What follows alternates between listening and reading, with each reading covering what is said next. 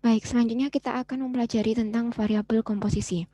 Variabel komposisi ini merupakan parameter yang penting untuk kita gunakan dalam mempelajari sifat-sifat pada campuran. Nah, apa saja yang menjadi variabel komposisi? Ternyata ada beberapa contohnya, begitu ya. Jadi, contohnya adalah pertama adalah konsentrasi, kemudian yang kedua adalah rasio massa, yang ketiga adalah molalitas, yang keempat adalah fraksi mol. Nah, khusus untuk fraksi mol, itu adalah bagian yang sangat penting saat kita mempelajari komponen campuran yang melibatkan gas gitu ya. Misalkan nanti kita akan menghitung mengenai tekanan campuran ataupun tekanan parsial seperti itu, akan kita gunakan fraksi mol. Nah, teman-teman sudah mempelajari ini semuanya saat dulu kuliah di kimia dasar dan juga di SMA. Nah, sekarang saya minta di masing-masing buku catatannya dituliskan definisi dari konsentrasi, rasio massa, molalitas, dan juga fraksi mol itu apa dan bagaimana cara menghitungnya. Kemudian nanti silahkan yang mau jadi volunteer bisa ditunjukkan di waktu yang sudah diberikan. Gitu, nggih?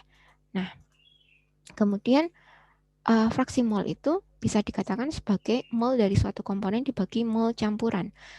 Sedangkan menurut hukum Avogadro, fraksi mol itu akan sebanding dengan fraksi volume untuk gas ideal gitu. Jadi ini hanya dinyatakan untuk gas ideal saja. Nah, ada contoh soal di sini untuk nomor 1 nanti bisa dikerjakan oleh Mbak Aprilia ya. Kemudian nomor 2-nya oleh Mbak Fatih. Jadi nanti silahkan langsung dikerjakan dan ditunjukkan di grup gitu ya. Nah, selanjutnya setelah membahas mengenai fraksi mol dan teman-teman tahu fraksi mol itu apa, kemudian menghitungnya bagaimana. Nah, kita akan masuk pada pembahasan mengenai persamaan gas ideal untuk campuran gas. Nah, di sini kita masuk pada bahasan mengenai hukum Dalton. Jadi, Dalton ini adalah seorang kimiawan dari Inggris itu ya. Awalnya dia adalah seorang guru, kemudian dia melakukan eksperimen. Dari eksperimen yang dikerjakan ternyata ada gagasan yang penting dalam ilmu kimia begitu, dan ini ada kaitannya dengan sifat pada hasil pengamatan yang diperoleh begitu, yang nantinya juga akan menjadi hukum gitu yang disebut sebagai hukum Dalton. Gagasan lain yang disebutkan oleh Dalton itu kaitan dengan teori atom, namun juga teori atom miliknya Dalton itu ada kelemahan gitu ya, dan kita nggak akan singgung itu sekarang. Nah, dari percobaan yang sudah dilakukan oleh Dalton, ternyata diketahui bahwa ketika memiliki campuran suatu gas dalam satu wadah gitu ya, dalam wadah tertentu, kemudian atau kalau enggak, sebentar.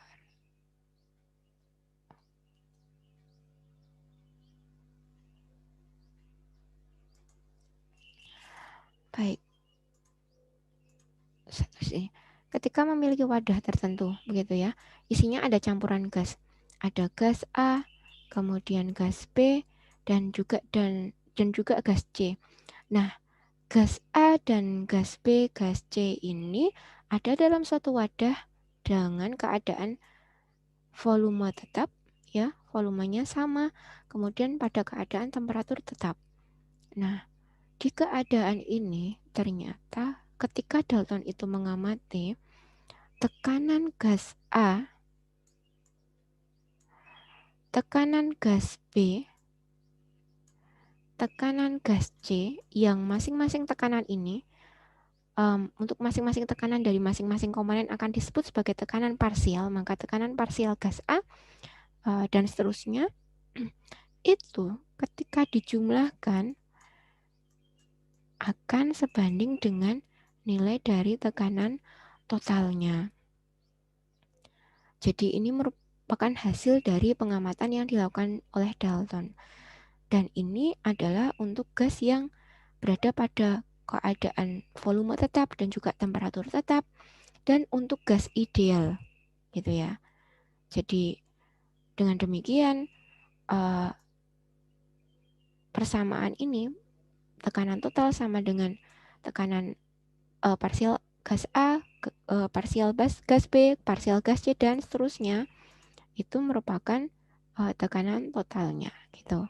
Nah, ternyata tekanan total ini kan tadi ya sudah dari penjumlahan masing-masing komponen tekanan parsialnya. Nah, masing-masing tekanan parsial ini ternyata dapat dihitung dengan menggunakan persamaan gas ideal, di mana molnya itu nanti adalah dari mol penyusunnya masing-masing. Begitu. Jadi mol gas A dikalikan tetapan gas dikalikan temperatur dibagi volumenya, itu adalah tekanan parsial A, dan seterusnya. Dengan demikian, penjumlahan dari masing-masing komponen molnya ini jadi N total, sehingga kita bisa peroleh P sama dengan N dikalikan R dikalikan T dibagi V. N-nya ini adalah N total, yang mana penjumlahan dari Na, Np, dan Nc. Nah, dengan demikian kita bisa peroleh ini, ya. Baik. Setelahnya, kemudian kita lihat.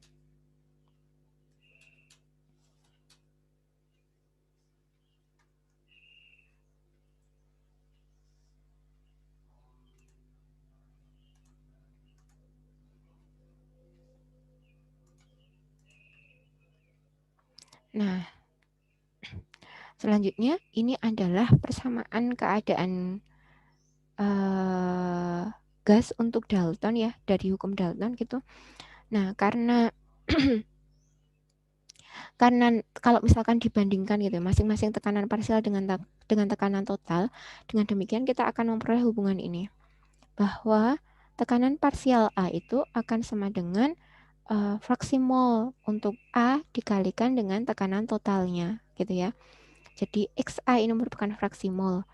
Nah, fraksi mol itu adalah mol dari komponen A dibagi dengan mol totalnya, dan seterusnya. Dengan demikian kita bisa peroleh bahwa tekanan total itu merupakan jumlah dari tekanan parsial penyusunnya. Kemudian masing-masing tekanan parsial itu dapat diperoleh juga dengan mengalihkan tekanan totalnya dikalikan dengan fraksi molnya. Begitu ya. Sigma di sini adalah tanda dari penjumlahan. Baik. Selanjutnya, akhirnya kita bisa mengetahui hubungan antara tekanan total, tekanan parsial, kemudian dan juga fraksi mol. Nah, dengan demikian, persamaan ini dapat digunakan untuk menghitung dari berbagai sifat gas ideal ataupun gas yang dapat diperlakukan ideal manakala dalam keadaan campuran dan juga dalam volume dan temperatur yang tetap. Nah, sekarang kalau misalkan kita ditanya bagaimanakah kaitan dengan inti atau apa yang dinyatakan oleh hukum Dalton, maka hukum Dalton itu menyatakan bahwa tekanan total campuran gas itu merupakan jumlah total dari masing-masing tekanan penyusun gasnya. Kita tadi sudah belajar mengenai bagaimana makna dari rumus yang ada pada persamaan gas ideal total gitu ya, ataupun persamaan yang tekanan parsialnya. Nah, sekarang kaitannya dengan pandangan molekulernya apa? Tadi yang kita bahas itu adalah kenampakan secara makroskopisnya. Jadi kalau misalkan dalam dunia makroskopis itu yang seperti yang kita lihat begitu ya, sifatnya yang makro-makro besar-besar gitu. Nah, dalam satu wadah, tekanannya bisa diketahui bahwa tekanan total dari suatu wadah untuk komponen gas campuran itu kalau misalkan pada V dan T tetap untuk gas ideal maka akan sama dengan penjumlahan atau jumlah dari tekanan parsial masing-masing komponennya gitu kan. Udah, itu adalah yang kita ketahui secara makroskopis. Nah, sekarang kalau misalkan pandangan mikroskopisnya seperti apa? Pandangan molekulernya seperti apa? Oh, ternyata ada makna bahwa masing-masing molekul gas dalam suatu campuran di dalam wadah itu tidak berinteraksi. Jadi tidak berinteraksinya itu tidak ada tolakan ataupun tarikan dari masing-masing molekul gasnya. Kemudian ukuran partikel gasnya itu kecil sehingga jarak antar partikelnya juga sangat besar, dan masing-masing gas yang menempati wadah tadi itu memiliki tekanan sendiri-sendiri, dan masing-masing tekanan itu memiliki andil dalam dalam tekanan totalnya itu. Jadi dalam jumlah total dari tekanan total campuran gas dalam wadah gitu ya. Jadi dalam satu wadah, saya gambar dulu lagi. Dalam satu wadah, dalam satu wadah kemudian ada macam-macam gas yang tadi A, B, C.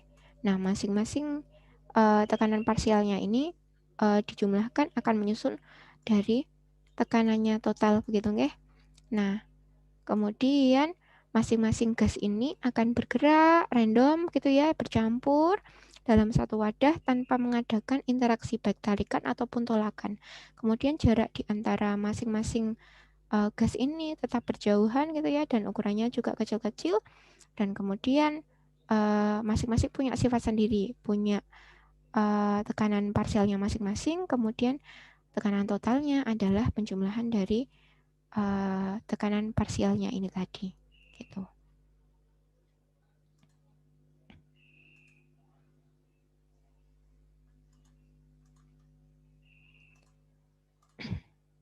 Nah, sekarang kita akan lihat contoh soalnya gitu ya.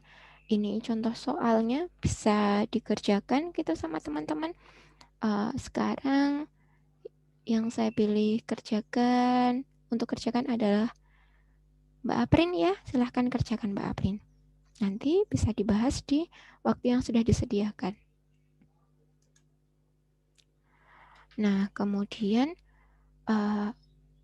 ini ada soal yang lainnya. Silahkan nanti bisa dikerjakan.